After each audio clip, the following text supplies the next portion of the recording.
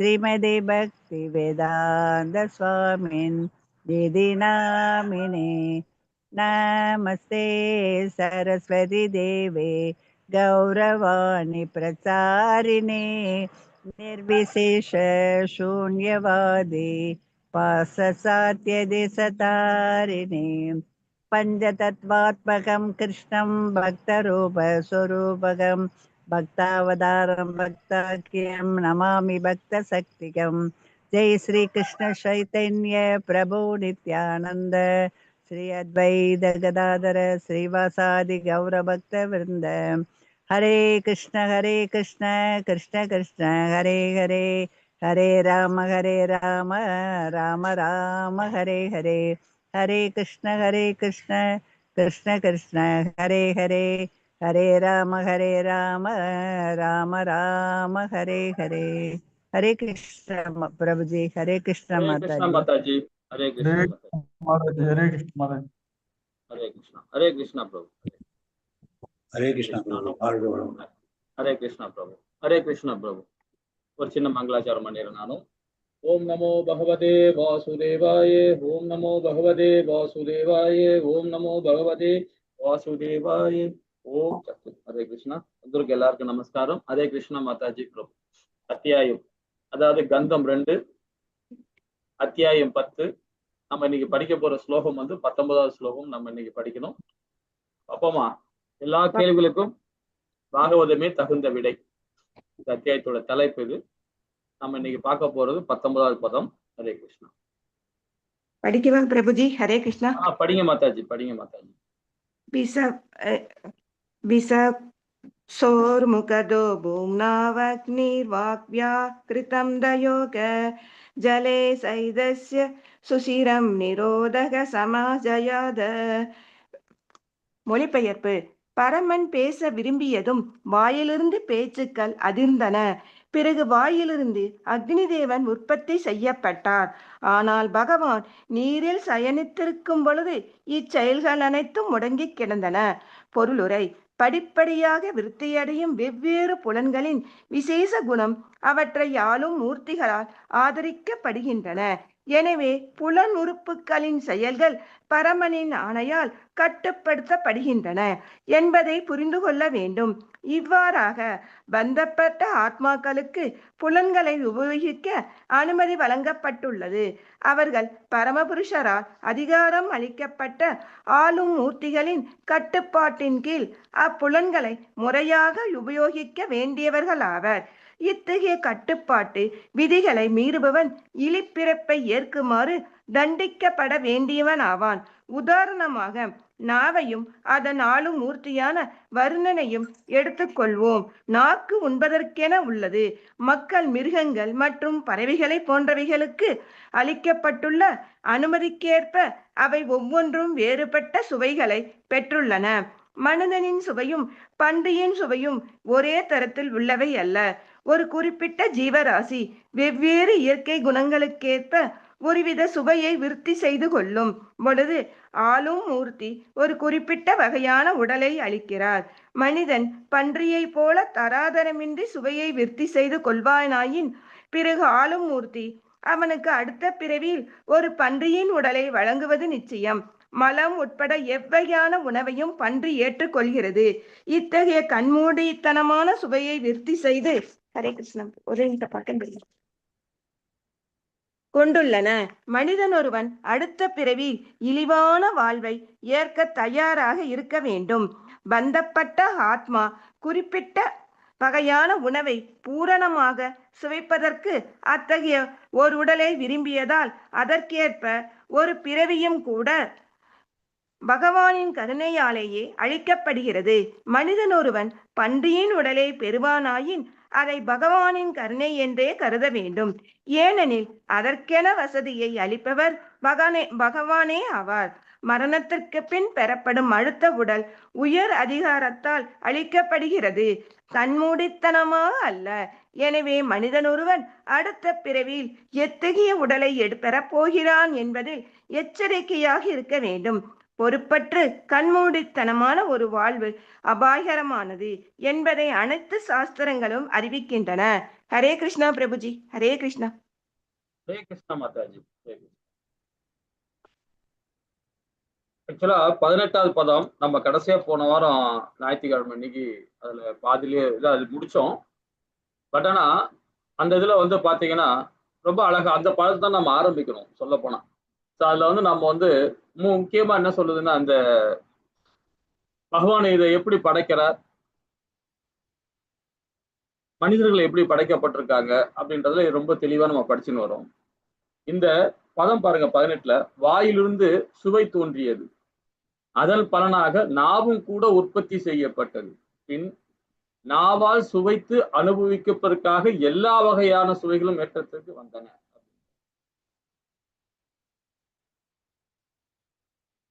இது வந்து பாத்தீங்கன்னா ஒரு உடல்ல வந்து நம்ம உடல்ல வந்து என்னென்ன பாகங்கள் எப்படி எப்படி நம்ம இயக்குதுன்றத ஸ்ரீமத் பகவத்கீதையில பாத்தீங்கன்னா 13வது அத்தியாயத்துல பகவான் ரொம்ப அழகா விளக்கம் கொடுக்கிறார். அதுல 24 மூலக்கூறுகளோட நம்ம என்ன கர்மேந்திரங்கள் என்ன, ஞானேந்திரங்கள் என்ன, அது ரொம்ப அழகா விளக்கம் கொடுக்கிறார். நம்ம எல்லாம் புலன்கள் சொன்ன உடனே நம்ம என்ன சொல்லுவோம், கண்ணு, மூக்கு, காது, வாய் அப்படின்னு சொல்லுவோம். தொடு புலன்கள் இருக்கு, அப்புறம் இன்டெலிஜென்ஸ் இருக்கு. ஸோ இதெல்லாம் வச்சு நாம வந்து 24 மூலக்கூறுகளை பகவத்கீதையில ஸ்ரீமத் அழகா 13வது அத்தியாயத்தை ரொம்ப அழகா விளக்கம் கொடுத்துருக்கிறார். அதே மாதிரி பாத்தீங்கன்னா 17, 18லயும் வந்து இதை பத்தி இன்னும் விரிவா நமக்கு வந்து அந்த விஞ்ஞானம் மூலியமா கொடுக்கிறார் பகவான். விஞ்ஞானம் பண்ணீங்கன்னா நம்முடைய முக்குணங்கள் எப்படி செயல்படுது, முக்குணங்கள் மூலியமாக இந்த சுவை எப்படி கிடைக்குது அப்படின்றதையும் சொல்றாரு இல்லைங்களா. 17, 18ல முடிவரை கொடுக்கிறார். நம்ம என்ன மாதிரி சுவையை அனுபவிக்கிறோம், எந்த குணத்துல அனுபவிக்கிறோம், எந்த குணத்துல இருந்து சாப்பிட்டா இது நமக்கு ஆப்டா இருக்கும் அப்படின்றத புரியும். இப்போ ஒரு பொருள் சாப்பிட்றோம், அகர்ம பணியில சாப்பிட்றதும் விகர்ம பணியில சாப்பிட்றதுக்கும் டிஃபரெண்ட் இருக்கு இல்லைங்களா. விகர்ம சாப்பிடும் போது அந்த அந்த நாக்குல இருந்து உமிழ்நீர் சுரக்குது பார்த்தீங்களா, அதுவும் சுரக்கதான் செய்யும். நம்ம என்ன சாப்பிட்டோம், நாயை தின்பவனம் தான் சரி, பகவானுக்கு பிரசாதம் சாப்பிட்றவனும் தான் சரி. ஆனா அந்த உடலுக்குள்ள அந்த உமிழ்நீர் சுரக்கிறது, அந்த நாவுக்குள்ள உமிழ்நீர் சுரக்கிறது, அங்கதான் பகவானுடைய படைப்பே ரொம்ப அபூர்வமான படைப்பு. அது நாயை தின்பவனுக்கும் அதுக்கேத்த மாதிரி நாவுல வந்து அந்த உமிழ்நீர் சுரக்குது. பகவானுடைய பிரசாதம் சாப்பிட்றவனுக்கும் அந்த நாவல் வந்து உமிழ்நீர் சுரக்குது. ஆனா அந்த உமிழ்நீர் சுரக்கிறதுலே பாத்தீங்கன்னா தன்மைகள் இருக்கு. ரசோகுணத்துக்கும் சத்துவகுணத்துக்கும் சுத்த சத்துவத்துக்கும் உள்ள அந்த உமிழ்நீர் தன்மை நம்ம இது வரைக்கும் நம்ம தெரிஞ்சிருக்குமா பாத்தீங்களா. நம்ம சாதாரணமா எச்சன்னு சொல்றோம், அது துப்பிடுறோம், தேவையில்லாம பாக்கு போட்டு வெத்தலை பாக்கு போட்டு என்னென்னமோ போட்டு செஞ்சு அது வேஸ்ட் பண்றோம். ஆனா அந்த நாவுல வந்து அந்த உமிழ்நீர் சுரக்கிறதே வந்து பாத்தீங்கன்னா உடல் உள்ள மாற்றம் ரொம்ப அழகா. நான் ஒரு உபநிஷங்கள்ல படிச்சேன், அது ரொம்ப அற்புதமா இருக்கும். அந்த உமிழ்நீர் நம்ம நினைக்கிறோம் காரமா சாப்பிட்டா என்ன ஆயிட போகுது அப்படியே ஜஸ்ட் அப்படின்னா, அதுலயே நமக்கு குணம் மாறுது. காரம் சாப்பிட்டா குணம் மாறும், ரசோ குணம் வந்துடும், ஆட்டோமேட்டிக்கா வந்துடும். ஸ்வீட் சாப்பிட்டாலும் சரி, எது நம்ம அதிகமா நாம சாப்பிட்றோமோ அந்த நமக்கு உடல் மாற்றம் ஏற்படுது. இப்ப சுகர் ஒருத்தர் வந்திருக்குன்னு வச்சுங்களேன், தப்பா எடுத்துக்காதீங்க. நிறைய பேருக்கு சுகர் இருக்கு. சுகர் இருந்தாவே வச்சுங்களேன் நம்ம உடலை சரியா பேணி காக்கணும்னு அர்த்தம். அது சில பேர் சொல்லுவாங்க, போன அப்பா அம்மா பிறகு அவங்களுக்கு வந்து சுகர் வந்தது, அதுக்கு முன்னாடி சுகர் இருந்தது, அந்த ஜீன்ல அந்த ப்ராப்ளம் இருக்கு அப்படின்றாங்க. இருக்கலாம், இல்லைன்னு சொல்லல, அந்த ஜீன் வழியா வரலாம். அதையும் வெல்ல முடியும். எப்படின்னா பகவானோட அனுகிரகத்தோட வெல்ல முடியும். பகவானோட அனுகிரகம், அது வேதத்தை உள்வாங்கி அதை நாம ஃபாலோ பண்ணா போதும் இல்லைங்களா. உண்மையே சொல்ல போனா என்னுடைய தாயாருக்கு பாத்தீங்கன்னா சுகர் இருந்தது, ப்ரெஷர் இருந்தது. அப்புறம் வந்து பாத்தீங்கன்னா சுகர்னா அப்படிப்பட்ட சுகர். ஆனா எனக்கு எந்த ப்ராப்ளமும் இல்லை, என் தம்பிக்கு எந்த ப்ராப்ளம் கிடையாது, என் சிஸ்டருக்கு மாத்திரம் அந்த ப்ராப்ளம் இருக்கு. ஸோ யாருக்குமே அந்த ப்ராப்ளம் இல்லை. ஒரு தங்கச்சிக்கு மட்டும், கடைசி தங்கச்சிக்கு மட்டும் அந்த ப்ராப்ளம் இருக்கு, மற்ற யாருக்குமே இல்லை. நாங்கள் 5 பேர் மொத்தம்.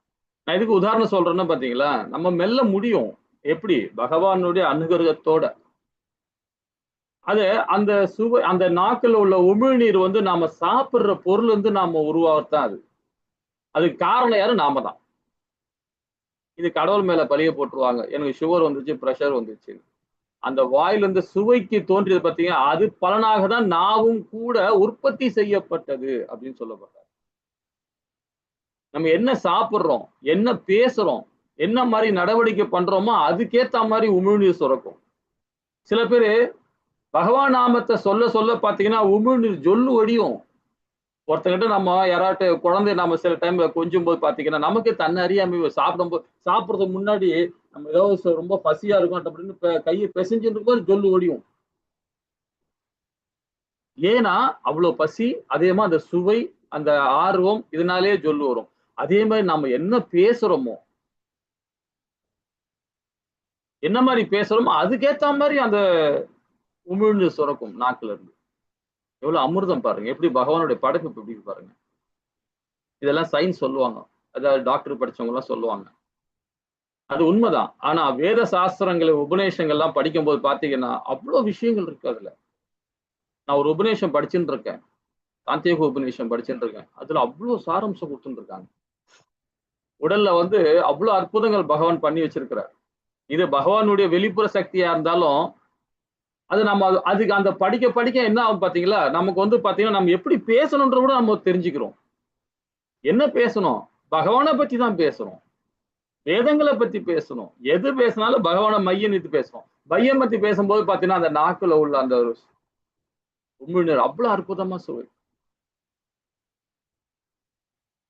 அதுதான் ஆச்சாரிகள்லாம் பாத்தீங்கன்னா ஏன் சரியா சாப்பிட மாட்டாங்க, சில நேரம் பழமும் சாப்பிட்டு கம்னு வந்துருவாங்க, துளசியை சாப்பிட்டு கம்னு வந்துருவாங்க. ஏன்னா அந்த உமிழ்நீர் சுரக்குது. பகவான் நாமத்தை சொல்ல சொல்ல சொல்ல உமிழ்நீர் சுரக்க சுரக்க அது உள்ள போய் போச்சுன்னு அதுவே பிரசாதம் ஆயிடுது.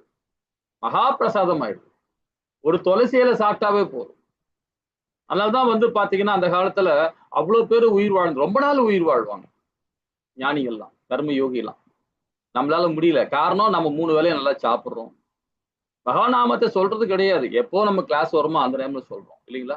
அதனால சாப்பிடுற விஷயத்துல மாத்திரம் கிடையாது, நாம பேசுறது, நம்ம எண்ணங்கள் எல்லாமே பகவானை மையப்படுத்தும் போது அந்த உமிழ்நீர் சொல்ற. அதுதான் பகவான் சொல்ற இந்த ஸ்லோகத்துல, வாயிலிருந்து சுவை தோன்றியது, அதன் பலனாக நாவும் கூட உற்பத்தி செய்யப்பட்டது, பின் நாவால் சுவைத்து அனுபவிக்கப்படுவதற்காக எல்லா வகையான சுவைகளும் பக்கத்தில் வந்தன. பகவானுடைய படைப்பு எப்படி இருக்கு பாருங்க இல்லைங்களா. ஹரே கிருஷ்ணா. இந்த பதம் அதே இந்த 19வது பதம் பாருங்க, பரமனை பேச விரும்புவதும் வாயிலிருந்து பேச்சுக்கள் அதிர்ந்தன. பகவான் நாமத்தை சொல்ல சொல்ல சொல்ல பாத்தீங்கன்னா அவ்வளவு அற்புதம்.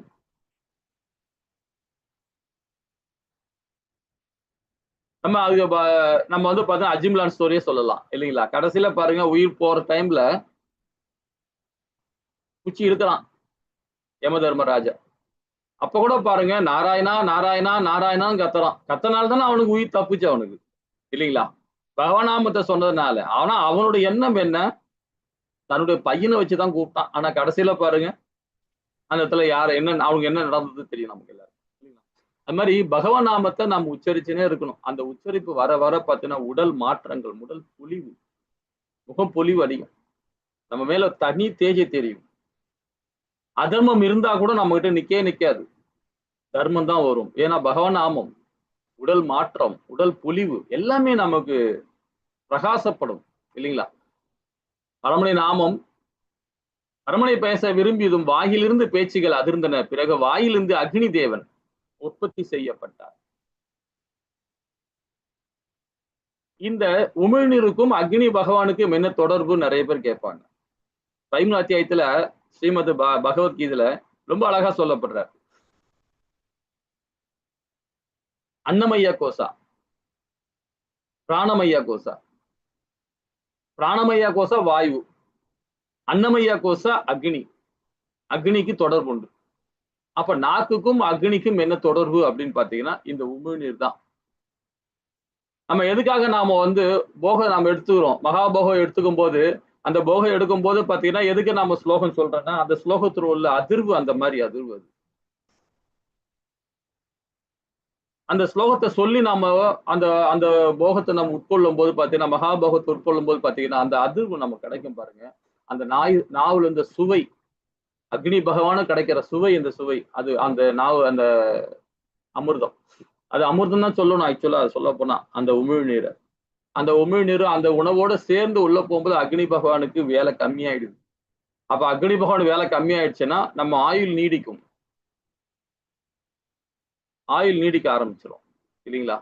அப்போ அந்த நாமத்தை சொல்லணும்னா அந்த மந்திரத்தை படிக்கும் போது அந்த அதிர்வுனால நமக்கு நாவல வந்து அந்த ருசி, அதாவது இவன் சாப்பிட போறான்டா, பகவானுடைய போக பகாசம் சாப்பிட போறான்டா அப்படின்னு சொல்லி அந்த நாக்குல இருந்து உமிழ்நீர் சுரக்க ஆரம்பிச்சிருமா. வாயிலிருந்து அக்னி தேவன் உற்பத்தி செய்யப்பட்டார். ஆனால் பகவான் நீரில் சாய்ந்திருக்கும். இப்ப நீர்ல வந்துட்டாங்க பொழுது இச்செயல்கள் அனைத்தும் முடங்கி கிடந்தன அப்படின்னு இந்த பதம் நமக்கு சொல்லி கொடுக்கும் இல்லைங்களா? இப்ப நீரை பத்தி பார்ப்போம். அடுத்த பதம் என்ன சொல்றது பார்த்து பார்ப்போமா? ஹரே கிருஷ்ணா மாதாஜி. 20வது பதம். हरे कृष्ण। नासिके निरभित्यादां दूयति नभस्वती तत्रोर्वायुर्गन्धवहो ग्रोणो नसी जिक्रुषतः. அதன் பின் பரமபுருஷர் வாசனைகளை முகர விரும்பிய பொழுது நாசி துவாரங்களும் சுவாசமும் உண்டாயின, மூக்கும் மனங்களும் தோன்றின, வாசனை சுமந்து வரும் காற்று தேவனும் தோன்றினார். பகவான் முகர விரும்பியது முகரும் கருவி மனம் ஆளும் மூர்த்தியான காற்று முகருதல் போன்ற அனைத்தும் ஏக காலத்தில் தோற்றத்தின் வந்தன. ஜீவராசிகளால் ஒன்று செயற்படுத்துவதற்கு முன் முதலில் அப்பொருள் பரவனால் விரும்பப்படுகிறது என்று உபனிஷத் வாக்கியங்கள் உறுதி செய்கின்றன. பகவான் முகரும் பொழுது ஜீவராசியால் முகர முடிகிறது இத்தியாதி. ஜீவராசியால் சுதந்திரிகமாக எதையும் செய்ய முடியாது என்பதே இதன் கருத்து. எதனையேனும் சுதந்திரமாக செய்ய வேண்டும் என்று அவனால் சிந்திக்க முடியும் என்று அவனால் சுதந்திரமாக செயற்பட முடியாது. ஆனால் பகவானின் கருணையால் தான் சிந்தனையை உருவைக்க முடியும். ஆகவேதான் நாம் ஒன்று நினைக்க தெய்வம் வேறு நினைக்கும் என்று கூறப்படுகிறது. இந்த விளக்கம் ஜீவராசி பரமனை முற்றிலும் சார்ந்திருப்பதையும் பரமபுருஷரின் பரிபூர்ண சுதந்திரத்தையும் பற்றியதாகும். பகவானுக்கு சமமானவர்கள் என்று கூறிக்கொள்ளும் அறிவற்றவர்கள் தாங்கள் பரிபூர்ணமானவர்கள் என்பதையும் சுதந்திரமானவர்கள் என்பதையும் முதலில் நிரூபிக்க வேண்டும்.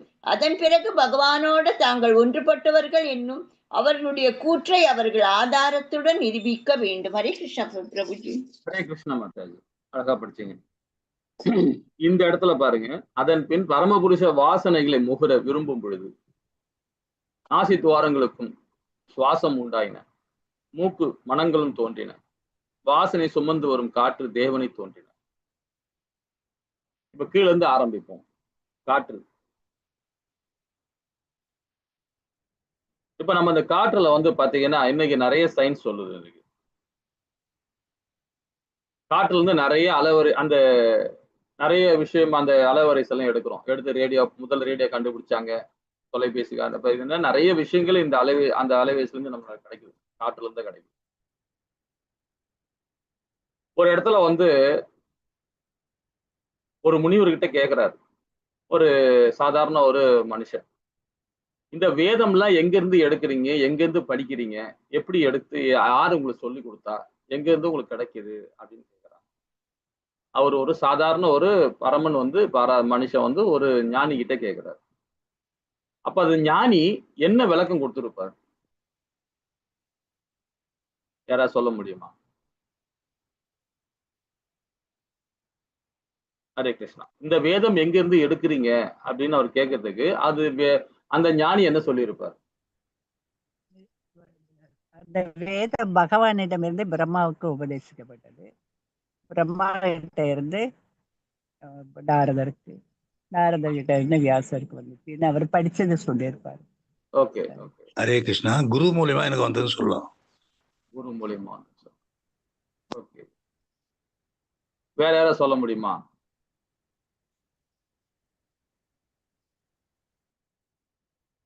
இது வந்து குரு சீட பரம்பரை வர ஆச்சாரிகள் மூலியமா வரப்படுற ஞானம் அப்படின்னு சொல்லப்படுது. அது உண்மைதான், இல்லைன்னு சொல்லல. இப்ப அண்ட சராசரங்களே பகவான் வந்து எல்லாத்தையும் அழிச்சிட்ட பிறகு திருப்பியும் வந்து சிருஷ்டியை உருவாக்குறார். பிரம்மா வந்து என்ன பண்றாரு, அவர்கிட்ட வேதத்தை ஒப்படைக்கிறார். அதுக்கப்புறம் நாரத முனிகிட்ட ஒப்படைக்கிறார். இப்படியே ஒரு சீட பரம்பரையிலிருந்து வருது இல்லைங்களா? ஆனா அந்த ரிஷி என்ன ஒரு விளக்கம் கொடுக்குறாரு பாத்தீங்கன்னா, இப்ப நம்ம பிரம்மகவுடைய சம்பிரதாயம் எடுத்துங்களேன், ஸ்ரீ சம்பிரதாயம் எடுத்துங்க. ஸ்ரீ சம்பிரதாயம் பிரம்மகவுடைய ரெண்டுமே ரொம்ப ரொம்ப ரொம்ப பிரபலமா நமக்கு தெரியும். புத்திர சம்பிரதாயம் தெரியும், சன சம்பிரதாயம் தெரியும். ஆனா ஸ்ரீ சம்பிரதாயத்தையும் நம்ம சன சம்பிரதாயம் பாத்தீங்கன்னா மத்வாச்சாரி எப்போ பிறந்தார், ஆதிசங்கரர் எப்போ பிறந்தார், அதே மாதிரி ஜனனம் கொடுத்தார். அதே மாதிரி நம்மளுடைய ராமானுஜர் எப்போ ஜனனம் கொடுத்தார். பாத்தீங்கன்னா எல்லாமே ஒரு 1500க்குள்ளதான் நமக்கு வந்து அந்த கிடைச்சிருக்கு. எல்லாமே ஜனனம் பண்ணது.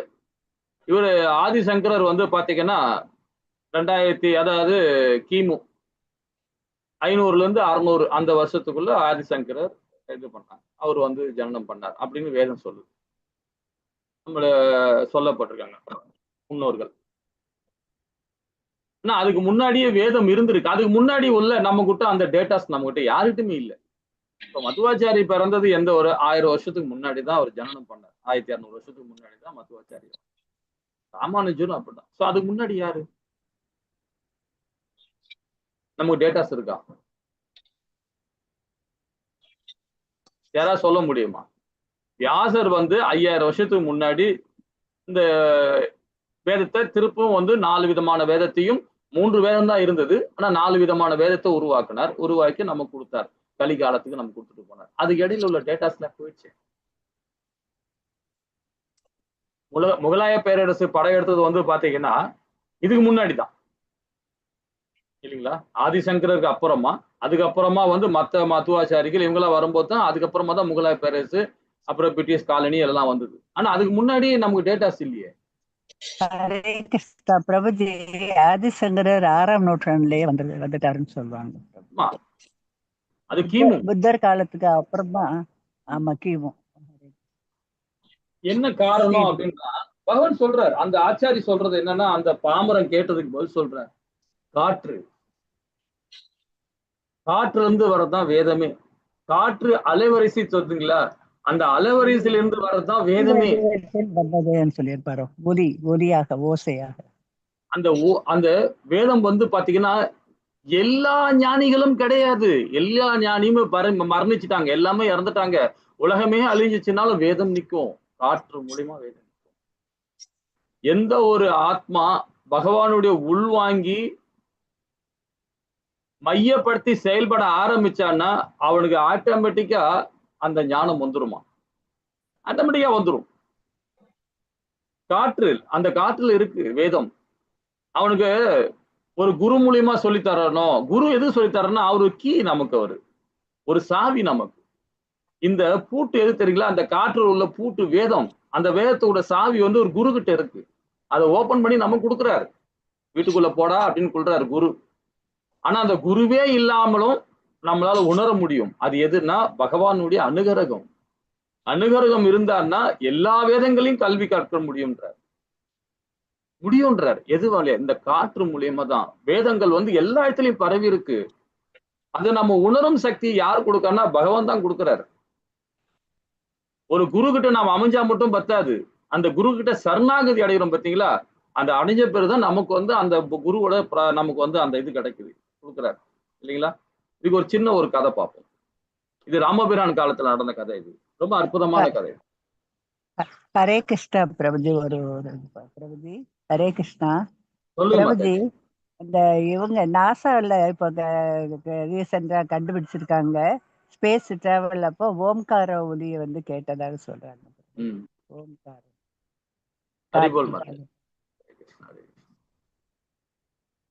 ஹரே கிருஷ்ணா மாதாஜி. கரெக்ட் தான் மாதாஜி. இந்த இடத்துல என்ன சொல்றது பாத்தீங்கன்னா, சபரின்னு ஒரு பெண் ஒண்ணு இருக்கா. இது வந்து ராமபிரான் காலத்துல ராமாயணத்துல உள்ள கதை தான் அது. சபரி அந்த பெண்ணோட பேரு. அவ வந்து பாத்தீங்கன்னா ஒரு வேடகுலத்தோட வேடவ பெண்ணாவ, ஒரு பழங்குடி கிராமத்துல பிறந்தவ. அவ பேரு சபரி. அப்போ இந்த ரிஷிப மலைன்னு சொல்லிட்டு ஒரு மலை அடிவாரம். இப்ப நம்ம ஊர்ல எல்லாம் வந்து பாத்தீங்கன்னா நிறைய மலைகளுக்கு மேற்கு மலை தொடர்ச்சி இருக்கு. நிறைய மலை தொடர்ச்சி எல்லாம் சொல்ல ஒரு பேர் சொல்றோம் இல்லைங்களா? ஒரு மலைக்கு பேர் சொல்றோம். அது மாதிரி ராமபிரான் காலத்துல தேவர்களோட பேர் வச்சு வரும். ஒரு மலைக்கு ஒரு பேர் வரும். அது மகாபாரதத்துல ரொம்ப அறமா வால்மீகி ரொம்ப அழகா எழுதியிருப்பார். ஒரு மலைக்கு அந்தந்த இடத்துக்கு தகுந்த மாதிரி எழுதியிருப்பார். அதுல ரிஷிப முகம் அப்படின்ற ஒரு மலை இருக்கு. அந்த மலை அடிவாரத்துல மாதங்கர் சொல்லிட்டு ஒரு முனி வந்து வாழ்ந்திருந்தார். அப்ப இந்த சபரி என்ன பண்றா, அந்த பெண் என்ன பண்றா, வேடகுல பெண் வந்து அவகிட்ட போய் குருவா ஏத்துக்கிறான். ஏத்துக்கிட்டு அவருக்கு வந்து பணிவிடை எல்லாம் செய்யறான். அப்ப பணிவிடை செய்யும் போது பாத்தீங்கன்னா ஒரு நாள் கேக்குறா, சபரி கிட்ட சபரி வந்து மாதங்க முனிவர்கிட்ட கேக்குறா, எனக்கு ஏதாவது உபதேசம் பண்ணுங்க, நான் உங்களுக்கு சேவை பண்ணிட்டே இருக்கேன், ஆனா எதிர்பார்த்து நான் பண்ணல, நான் உங்களை குருவா ஏத்துக்கிட்டு நீ என்ன சொன்னாலும் ஏத்துக்கிறேன் அப்படின்னு சொல்லிட்டு பண்ணிட்டு இருக்கான். அப்போ அந்த டைம் நாமத்தை உச்சரிக்கிறார், அந்த பெண்ணுக்கு உபதேசம் பண்றார் ராமநாமத்தை. ஆனா அவளுக்கு வந்து அந்த ராமநாமத்தை இது வரைக்கும் கேட்டதே கிடையாது. அப்ப அவ கேட்கிறா, ராமநாமம் எதை குறிக்குது அப்படின்னு கேட்கிறா, விளக்கம் கேட்கிறா. குரு கிட்ட கேட்க வேண்டிய கேள்வி தானே இல்லைங்களா? ஒரு சிஷ்யம் அதானே அவரோட தன்மை. ஏன்னா ஸ்ரீமத் பகவத்கீதை அதான் சொல்லுது, கேள்வி உடையோர் எனக்கு பிரியமானவர்ன்றார் பகவான். அப்ப கேள்வி உடையவர் எல்லாமே வந்து உண்மையான ஒரு சிஷியன். அப்பதான் ஆத்மா, அந்த ஆத்ம ரூபத்துல ஞானங்கள் பகிரப்படும் இல்லைங்களா? அந்த இடத்துல ரொம்ப அழகா கேள்வி கேட்கிறா, ராமநாமத்தை உச்சரிக்கிறதுனால எனக்கு நமக்கு என்ன பலன் அப்படின்ற, அது பொருள் என்ன, பலனோட பொருள் என்ன அப்படின்னு விரும்பி கேட்கிறான். அதுக்கு அவர் என்ன சொல்றாரு, நீ ராமா ராமா என்று எப்பொழுது சொல்லிக் கொண்டே இருந்தால் பொருள் உன்னை தேடி வரும்ன்ற, பொருள் உன்னை தேடி வரும்ன்ற, நீ தேடி போ தேவையில்லை, உன்னை தேடியே வரும்ன்ற. அது சொன்ன உடனே அவளுக்கு வந்து புரிஞ்சுதோ புரியலையோ, கரெக்ட் அப்படின்றா. உடனே அவளும் என்ன பண்றா, பகவான் நாமத்தை ராமநாமத்தை சொல்ல ஆரம்பிச்சிட்டா. அப்ப அவர் என்ன சொல்றாரு, நமது மனித உடலை நீத்து வைகுண்டத்திற்கு புறப்படுற நேரம் வந்தது. யாருக்கு தெரியுங்களா? அவருக்கு. அவர் சொல்றார், மாதங்க எனக்கு உடல் சுகம் இல்லை, நான் வந்து இப்ப பகவான் லோகத்துக்கு போறதுக்கு எனக்கு நேரம் வந்துடுச்சு, நான் கிளம்புறேன் அப்படின்னா. அதனால நீ ராமநாமத்தின் பொருள் உன்னை தேடி வரும், நான் உனக்கு சொல்லி கொடுத்துருக்கேன் இல்லையா, அதனால நீ அதே மாதிரி அதை ஃபாலோ பண்ணிக்கிட்டே இரு, நான் கிளம்புறேன் அப்படின்னு சொல்லிட்டு அழகா உயிர் நீத்தார். அவர் பகவான் லோகத்துக்கு அவர் போயிட்டார். ஏன்னா இப்போட பாத்தீங்கன்னா பகவானுடைய நாமத்தை சொல்ல சொல்ல நாம உயிர் நம்ம பகவான் கிட்ட போறது கூட நம்மளால போக முடியும்ன்றாரு. அது சொல்ல வர்றாரு குரு. இப்போ குலசேகர ஆழ்வார் என்ன சொல்றாரு, வாதம் கவ்வம் கிப்பம் எல்லாம் வந்த பிறகு உன் நாமத்தை சொல்ல முடியாதே பகவானே, எனக்கு இப்பவே முத்தி கொடு அப்படின்னு கேட்கிறாரு. ஆழ்வார்கள் கேட்கிறாங்க இல்லைங்களா? ஆனா இந்த மாதங்கர் என்ன சொல்றாரு பாத்தீங்கன்னா, உன் உடலை பகவானுக்கு இந்த ஆத்மா பகவானுக்கிட்ட போய் ஐக்கியமானனா நீ செய்யற செயல்னால உன்னால கண்டிப்பா அது முடியும், பகவான் அனுகிரகத்தால முடியும்ன்றார். அதுக்கு ஒரு விளக்கம் கொடுக்கிறாரு அவர் மாதங்கர் அந்த பெண் கிட்ட, சபரி கிட்ட. என்ன சொல்றாரு பாத்தீங்கன்னா, வானரங்களை பத்தி சொல்றாரு.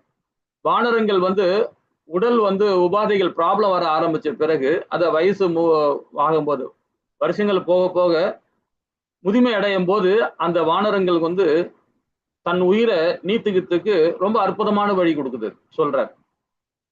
உணவு உட்கொள்ளாது. ஒரு நாளைக்கு 3 வேளை சாப்பிடுறது, 5 வேளை சாப்பிடுறது, 6 வேளை சாப்பிடுறது, ஒரு நாளா உணவை குறைச்சிக்கிட்டே வரும்.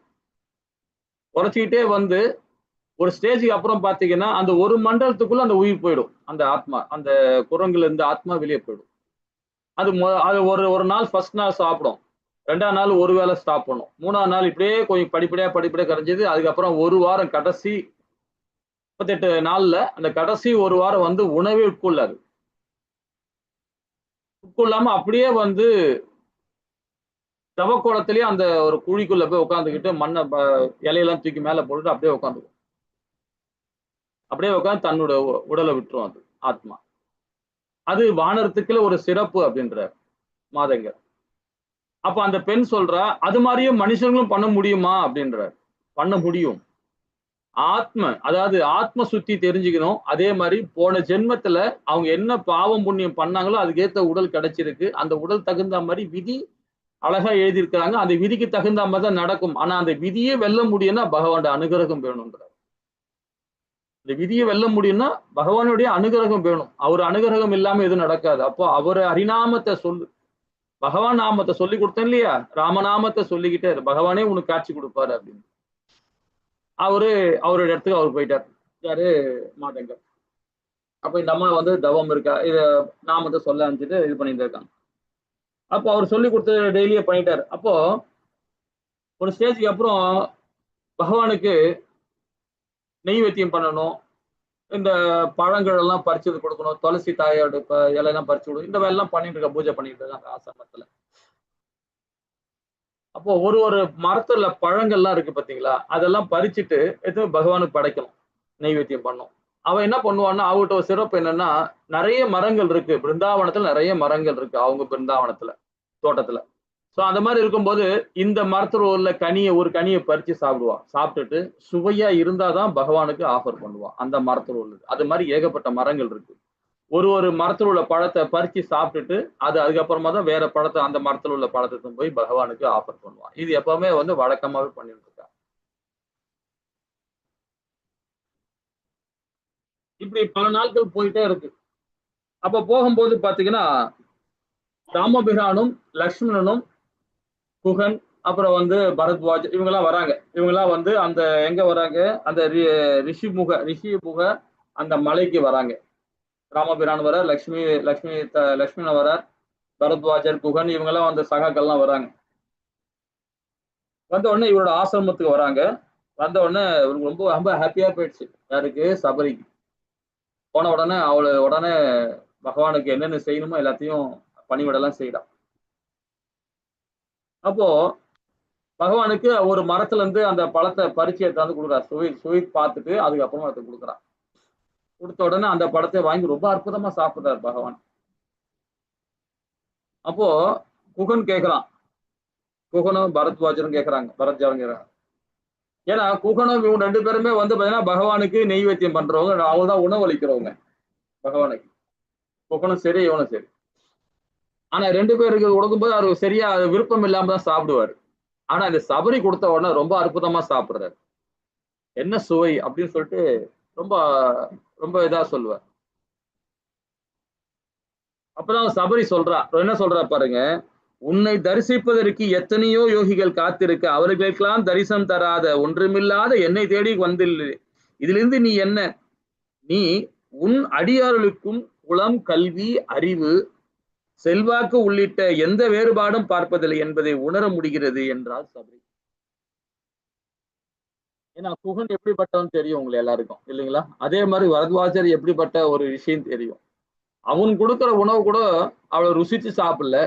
ஒரு வேட குலத்தோர், தாழ்ந்த குலத்தோருங்க, கல்வி ஞானம் இல்லாதவங்க, அப்படிப்பட்டவங்களுக்கு பகவான் கொடுக்கறத ராமபிரான் அவ்வளவு அற்புதமா அதை சுவைச்சு சாப்பிட்டு அவருக்கு இது கொடுக்குறார். அப்படி கொடுத்த பேரோட அவருக்கு முத்தி கொடுக்கல. யாருக்கு? சபரிக்கு. யாரு? பகவான் முத்தி கொடுக்கல.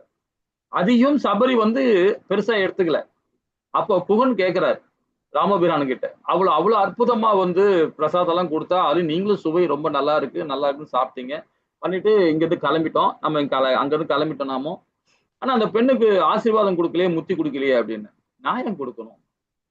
நான் கொடுக்கணும்னு அவசியமே இல்லை. ஆல்ரெடி அவ முத்தி அடைஞ்சிட்டா அப்படின்னு. எப்படி சொல்றீங்க அப்படின்னு. அவருடைய குரு ராமநாமத்தை உச்சரிக்கிறாங்களோ, யாரெல்லாம் ராமநாமத்தை உச்சரிக்குன்னு சொல்றாங்களோ அவங்களே அந்த ஆத்மாவுக்கு முத்தி கொடுத்தாச்சு. அந்த அடியேன், அதாவது மாதங்கர் முனிவர் குருவா இருந்து அந்த பெண்ணுக்கு உபதேசம் பண்ணாரு பாத்தீங்களா, அப்பவே முத்தி அடைஞ்சிட்டான். அவர் குரு சொன்ன கேட்டு ஹரிநாமத்தை சொல்ல ஆரம்பிச்சா பத்தியா, அப்பவே முத்தி அடைஞ்சிட்டான். அப்புறம் நான் எங்க கொடுக்கணும் அவசியமே இல்லையே. எவன் ஒருவன் நாமத்தை யாரெல்லாம் உச்சரிக்கிறாங்களோ, தன்னுடைய குரு சொன்ன பிறகு ஆரம்பிச்சிட்டாங்க பாத்தீங்களா, அப்பவே முத்தி கிடைச்சிச்சு நமக்கு எல்லாருக்குமே இல்லைங்களா? ஆனா கிடைச்சதுன்னு திமிர்ல இருக்கக்கூடாது. அதுலயும் ஒண்ணு இருக்கு, திமிர்ல இருக்கக்கூடாது. ஹரே கிருஷ்ணா பிரபு. ஹரே கிருஷ்ணா. அந்த பழத்தை கடிச்சுதான் கொடுக்குறாங்கல்ல மாதாஜி, அவங்க பகவானுக்கு பழ ருசி கடிச்சு பாடு தான் கொடுக்குறாங்க. அதுக்கு லட்சுமணன் எல்லாம் அப்ஜெக்ஷன் பண்றாங்க நினைக்கிறேன் மாதா பிரபுஜி. ஆமா, ஹரே கிருஷ்ணா. ஹரே கிருஷ்ணா. ஆனா கடிச்சு கொடுக்குறாங்கன்னா அந்த மரத்துல உள்ள ஒரு பழத்தை தான் கடிச்சு கொடுக்குறாங்க. ஆனா வேற பழத்தை கொடுக்குறாங்க. இப்ப நான் என்ன சொல்ல வரேன்னா, அந்த மரத்துல உள்ள பழங்கள் டேஸ்டா இருக்கான்னு ஒரு பழத்தை நம்ம அரிசி உழ வைக்கும் போது ஒரு அரிசி பதம் பார்க்கணும் இல்லைங்களா, அது மாதிரி பதம் பார்க்கறாங்க. ஆக்சுவலா வந்து பகவானுக்கு செய்யற பிரசாதத்தை பதம் பார்க்க கூடாது, பதம் பார்க்காம தான் நம்ம பண்ணணும். சில பேர் பார்த்தீங்கன்னா கையை விட்டு அந்த அரிசி பண்ணுவாங்க. இதுவே சாஸ்திரம் அக்செப்ட் பண்ணல. ஆனா ஒரு பக்தன் பகவானுடைய பகவத் பக்தன் செய்யற செயலுக்கு பகவான் ஏத்துக்கிறார். இதுதான் ஒரு அடிப்படை. இது அவன் என்ன பண்றான், அந்த ஒரு மரத்தில் உள்ள பழங்கள் சுவையா இருந்தா மற்ற பழங்கள் சுவையா இருக்கும், இதுதான் பகவானுக்கு ஆப்டா இருக்குன்னு சொல்லிட்டு அவ கொடுக்குறான். ஆனா இருந்தாலும் பகவானை ஏத்துக்கிறார். ஏன்னா அவ பகவத் பக்தி. அவன் என்ன மதம், என்ன ஜாதி, என்ன குலம், என்ன படிச்சுட்டு அதை பார்க்கல. அவன் புகன் சொன்னதையும் லட்சுமணன் சொன்னதையும் யார் சொன்னதையும் கேட்கல. சோ இதுல நம்ம என்ன தெரியுதுன்னு பாத்தீங்கன்னா, பகவானுக்கு ஹரிபக்தி நம்ம இருக்கணும், ஹரிபக்தியோடு நம்ம செயல்படணும். எதுவா இருந்தாலும் பகவான் நாமத்தை சொல்லி நம்ம செயல்படணும் இல்லைங்களா. இதுல இன்னொரு ஒரு விஷயம் பாருங்க, இது வந்து பாத்தீங்கன்னா ஸ்ரீரங்கத்துல நடந்த விஷயம். இது ஸ்ரீரங்கத்துல நடந்த விஷயம். அது இந்த கதை வந்து பாத்தீங்கன்னா இது ரொம்ப அற்புதமா இருக்கும். அதாவது ஸ்ரீவச்சலம் சொல்லுவாங்க, பகவானோடுக்கு மார்புல லட்சுமி தாயா இருக்காங்க இல்லையா, அந்த அந்த அம்சத்துல பிறந்தவர் தான் வந்து ஒரு ஒரு ஆழ்வார், முக்கியமான ஆழ்வார். அவர் வந்து அவர் ரோஹி நட்சத்திரத்துல கார்த்திகை மாசத்துல ரோஹி நட்சத்திரத்துல அவதாரம் கொடுக்கிறார் அந்த ஆழ்வார். எங்கன்னா உறையூர்ல இருக்கு. அதாவது பாத்தீங்கன்னா திருச்சி தாண்டி போனீங்கன்னா உறையூர்னு ஒரு கிராமம் இருக்கு. அந்த கிராமத்துல தான் வந்து திருமண ஆழ்வார் சொல்லிட்டு திருப்பணி ஆழ்வார் அவரு அவதாரம் எடுக்கிறார். அவரு தாழ்த்த குலத்தவர் தான், தாழ்த்த குல சார்ந்தவர் தான் அவரு. அவரு ஸ்ரீரங்கம் அதாவது திருவரங்கத்து பகவான் கிட்ட ரொம்ப பிரியமா இருக்கிறவர். அவர் சதா நேரமே அவரை பத்தியே நினைச்சுக்கிட்டே இருப்பார். இப்படியே இருக்கும்போது காவேரி கரை ஓரமா நின்றுட்டு ஒரு வீணையை வச்சுக்கிட்டு பகவானுக்கு நாம சங்கீதனம் பண்ணிட்டு இருக்காரு. தன்னுடைய மெய்மறந்து நாம சங்கீதனம் பண்ணிட்டு இருக்காரு. அப்போ அந்த அரங்கனுக்கு தேவையான நீர் வந்து காவேரி கரையில் தான் போகும். அபிஷேகம் பண்றதுக்கும் ஆராதனை பண்றதுக்கும் எல்லாத்துக்குமே இங்கதான் நீர் போகும். அதை எடுத்துக்கொண்டு போறவர் பார்த்தீங்கன்னா லோகசாரங்கன்னு சொல்லிட்டு ஒரு முனிவர், லோகசாரங்கன். அவர் தலைமையில தான் வந்து அங்கிருந்து காவேரி நதியில இருந்து நீர் கொண்டு போவாங்க அரங்கனுக்கு. அப்ப போகும்போது திருமண ஆழ்வார் வந்து இவர் பாட்டுன்னு பகவான நாம சங்கீதனம் பண்ணிட்டு இருக்கார் அந்த நதிக்கரை ஓரமா. அவர் பார்க்கல, அவர் பாட்டுன்னு நாம சொல்லிட்டு இருக்கார். அப்போ லோகசாரங்க என்ன சொல்றாரு, நகரு நகரு விலகி போன்னு கேட்கிறார். விலகி போடுங்க. அவர் விலகாம அவர் பாட்டுன்னு அது கவனிக்கல, அவர் பாட்டுன்னு ஹரிநாமத்தை நாம சங்கீதனம் பண்ணிட்டு இருக்கார், கவனிக்கல. அப்போ அவர் என்ன லோகசாரங்க என்ன பண்றாரு, ஒரு கல் எடுத்து அவரு விரட்டுறாரு, அடிக்கிறார். அந்த கல் வந்து என்ன ஆச்சுன்னா அவருடைய மண்டையில பட்டுச்சுங்க. பட்டோன்னா ரத்தம் பீச்சிட்டு வருது. அப்புறம் ரத்தம் வரதை பார்த்துட்டு அந்த ஆழ்வார் கை வச்சு பாரு, ரத்தம் அதுன்னு பார்த்தா கோவில இருந்து வராங்க, சாரங்களுக்கு தேவை நீர் எடுக்க வராங்க. உடனே அவர் என்ன பண்றாருன்னா, மன்னிச்சிருங்க, தெரியாம நடந்துச்சு, நான் கவனிக்கல, என்னை மன்னிச்சிருங்கன்னு சொல்லிட்டு விலகி போயிடுறாரு. அப்போ அங்க இருந்து எடுத்துக்கிட்டு காவிரி நதியை நீர் எடுத்துக்கிட்டு போறாங்க. லோகசாரங்கன் கொண்டும் போயிட்டு அரங்கன் சன்னிதானத்துல போயிட்டு திறக்கிறாங்க, டோர் மூடி கிடக்கு, திறக்க முடியல. உள் தாப்பால் போட்டு, வெளி தாப்பால் போட்டுதான் வருவாங்க, ஆனா உள் தாப்பால் போட்டு. அப்ப லோகசாரங்கனுக்கு புரிஞ்சிடுச்சு, ஏதோ நான் அபச்சாரம் பண்ணியிருக்கிறோம், அதனாலதான் வந்து பகவான் உள்குள்ள தாப்பால் போட்டிருக்காரு அப்படின்னு சொல்லிட்டு அந்த அன்னைக்கு எதுவுமே பண்ண முடியல அவரால். பட்டர் என்ன சொல்றாரு, ஏதோ ஒரு அசம்பாவிதம் நடந்திருக்கு, நல்லா யோசனை பண்ணி பாருங்க அப்படின்னு. என்ன, நான் ஒண்ணுமே புரியல, நான் கரெக்டா நடந்துகிட்டேன், ஆனா என்ன ப்ராப்ளம் தெரியல எனக்கு இது அப்படின்னு. அப்படியே வீட்டுக்கு போயிட்டு அப்படியே இருக்கிறார், ஒரே கவலை. அப்பதான் யோசனை பண்றாரு. அப்போ நதிக்கரையில ஒரு ஆத்மா வந்து பகவான் ஹரிநாமத்தை சொல்லிட்டு இருந்தது, நாம சங்கீதம் பண்ணி நான் கவனிக்காம கல் எடுத்து அடிச்சேன், ஆனா மண்டையில பிளட் இருந்தது, நான் பார்த்தேன் அப்படின்னு சொல்லிட்டு அப்ப திங்க் பண்றாரு. அதே கவலையில அப்படியே தூங்கிட்டார். தூங்கும்போது பகவான் அவர் கனவுல வர்றாரு. கனவுல சொல்றாரு, டேய் லோரசாரங்கா, நீ பண்ண அபச்சாரம்டா நீ பண்ணது அப்படின்னு சொல்லிட்டு, நீ முதல்ல போய் திருமஞ்ச ஆழ்வார உன்னுடைய தோல் மேல தூக்கின்னு வந்து எனக்கு வந்து என் கோயிலுக்கு வரணுடா அப்படின்றார். அதுக்கப்புறம் அவர் என்ன பண்றாரு தெரியுங்களா? இத்தனையும் தாழ்த்து கொடுத்தவர் நினைச்சுதான் வந்து லோகசாரங்கன் வந்து அவனை விரட்டி அடிச்சார், ஓரம் போ அப்படின்னு. நீ அவனை உன்னுடைய தோல்ல வச்சு சுமந்துட்டு வரணும் கோயிலுக்கு அப்படின்னா. உடனே காலையில எழுந்து உடனே ஓடி போய் அவர் எங்க தேடி கீடி கண்டுபிடிச்சு அவரை தன்னுடைய தோல் மேல தூக்கிட்டு வர்றார். இனி தாழ்த்த குலத்தோல ஒரு ரொம்ப அற்புதமான இது. அவர் பாடுறார், அந்த முனிவர் பாடுறார், அந்த ஆழ்வார் பாடுறார், பாட்டு பாருங்க, ரொம்ப அற்புதமா இருக்கும். அதை பாடுறோம் பாருங்க. அமலதீரின் அடியோருக்கு என்னை ஆட்படுந்த விமலன் விண்ணர்கோள் வினையூர் வேங்கடகன் நிமலன் நிதிமானன் நில்மதில் அரங்கநாதமன் திரு கமலபாதம் வந்து என் கண்ணில் ஒளிகின்றதே அப்படின்ற. யார் பாடுறா? ஆழ்வார். ரொம்ப அற்புதமா பாடுறார். திருமஞ்ச ஆழ்வார் ரொம்ப அழகா பாடுறார். அதுக்கப்புறம் என்று தொடங்கி அவர் அரங்கனின் திருவடி முதல் திருவடி வரை பாடல்கள் பாடி உள்ளார். ஆமா, திருப்பாணாழ்வார். அதுக்கப்புறம் சொல்றார், கொண்டால் வண்ணன் கோவலா வெண்ணை உண்டவாயின் என்னுள்ளும் கரைந்துள்ள ஆண்டோர்கோள் அணியோரில் என் அமுதனை கண்ட கண்கள் வேறொன்றை காணாதே. ரொம்ப அற்புதமா 10 பாடல் பாடுறாரு. அது பாடும்போதே நமக்கே ஒரு மாதிரி உடம்புலாம் சிலுக்குது. அதோட அர்த்தம் புரிஞ்சுன்னா அவ்வளவு நல்லா இருக்கும். அதையும் சொல்றாரு பாருங்க. அரங்கனை கண்ட கண்ணால் இனி வைகுண்டங்கள் பெருமாளை கூட நான் காண மாட்டேன் என்று சொல்லி அரங்கனின் திருவடிகளை காத்து நித்திய கைங்கரியத்தை பெற்றார். மாதிரி பகவான் நாமத்தை யாரெல்லாம் நாம சங்கீர்த்தனம் படுறாங்களோ, எப்படி எல்லாம் பண்ண ஆரம்பிக்கிறாங்களோ, பகவான் அனுகிரகம் படி தன்னுடைய தோல்ல தூக்கின்னு வரான். லோகரசாரங்கள் பட்டார், பரம பட்டர் தூக்கின்னு வர்றார் இல்லைங்களா? சோ அது மாதிரி அற்புதங்கள்லாம் பண்ணுவார் பகவான். அப்ப நம்ம எப்படி பகவானை எப்படி நாமோ தியானிக்கணும் அப்படின்றதையும் ரொம்ப அழகா வந்து பண்ண மாதங்கர் சபரிக்கு ஒரு வேடங்குளத்தோட பெண்ணுக்கு பகவானே வந்து காட்சி கொடுக்கிறார். டைரக்டா வர்றார், அவளை தேடி வர்றார் ராமபிரான். இது மாதிரி நிறைய விஷயங்கள், நிறைய ஸ்டோரிகள் இருக்கு இல்லைங்களா? உபநிஷங்களையும் அதான் சொல்லப்பட்டிருக்கு. எப்பெல்லாம் நமக்கு நேரம் கிடைக்குதோ அப்பெல்லாம் பகவான் நாமத்தை சொல்லிட்டே இருக்கும். அதுதான் பாருங்க. அதன் பின் பரமபுருஷ வாசனை முகுரம் விரும்பும் பொழுது வாசி துவாரத்தில் சுவாசம் உட்சுவாசம் மூக்கும் மனமும் தோன்றின வாசனையை சுமந்து வரும் காற்று தேவனையும் தோன்றனர். வேதங்கள்ல காற்று இருக்கு. நம்ம சுவாசிக்கிற அந்த மலர் இருக்கு பத்தியில, பகவானுடைய மலர் பிரசாதம். அந்த பிரசாதத்தை நம்ம முகுந்தன்னு வச்சுங்களேன், ஒரு வேதமும் நம்ம உள்வாங்குற சக்தி நமக்கு கிடைக்குமா? இதுக்கும் சொல்லப்படுது.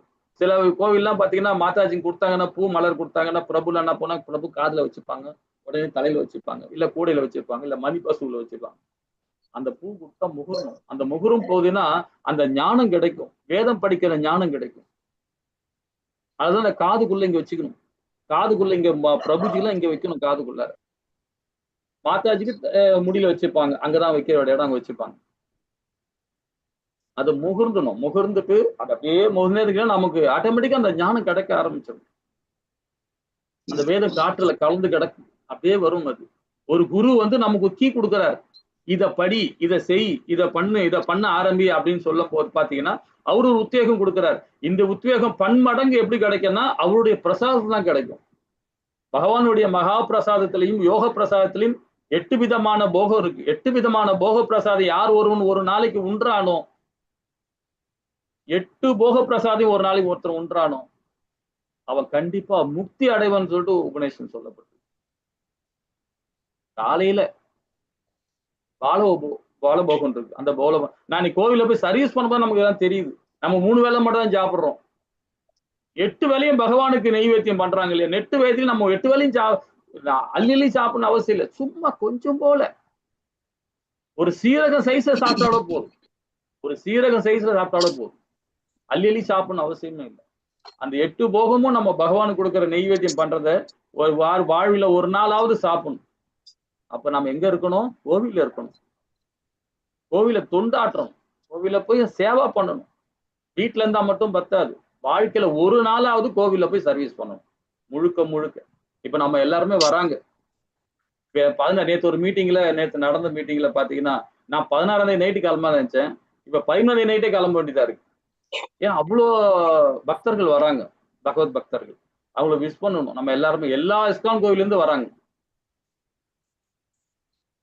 இதெல்லாம் நமக்கு கிடைக்காத சான்ஸ்லாம் வாழ்நாள்ல கிடைக்காது. எல்லா இஸ்கான் கோவில்ல உள்ள ஆச்சாரிகள்லாம் வராங்க. சோ அவங்களுக்கு சேவை பண்ணும். பகவானுடைய பக்தர்கள் இல்லையா அவங்க? பக்தருக்கு பக்தர் சேவை பண்றதுன்னா உத்தம செயல் அது. ஆனா நம்ம தமிழ் டீம்ல யாருமே வரமாட்டேன்றாங்க. அதான் ரொம்ப கவலையா இருக்கு. நேற்று மீட்டிங்ல நான் மட்டும்தான் உட்காந்துங்க, நானும் தாரணேஷ் மாதாஜி இருக்கும். ஒரு மாதாஜி வரேன்னு சொன்னாங்க, லெவல் 2ல நம்ம கிளாஸ்ல அட்டன் பண்றவங்க. ஆனா அவங்க நேற்று நைட் என்கிட்ட சொல்றாங்க, என்னால வர முடியல பிரபு, எனக்கு உடல் சுகம் இல்லை அப்படின்றாங்க. கொஞ்சம் ஏஜ்டி பீப்புள் தான், வர முடியலன்ட்டாங்க. இப்ப நான் மட்டும்தான் போறேன். யாருமே தமிழ் டீம்ல வரமாட்டேன்றீங்க.